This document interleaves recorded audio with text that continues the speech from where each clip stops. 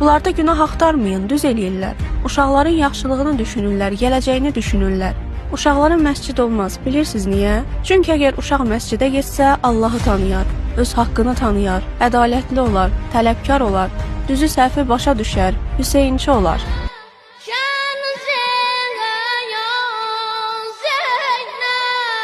Məscid sizin eviniz deyil ki, kimin girib girə bilməyəcəyini də siz təyin edəsiz. Uşaqların məscid olmaz, cəriməsi var. Amma küçədə əxlaqsızlıq edənlərə cərimə yoxdur. Rüşvəti yığışdırmırlar, bu cəmaat yazıq deyil. Küçədə narkomanlara yaşıl işıqdır, onlara problem yoxdur. Təcavüz edənlərə 2 ay həbs, ya ondan da daha azı bəsdir. Amma möminlər ömürlük qalmalıdır.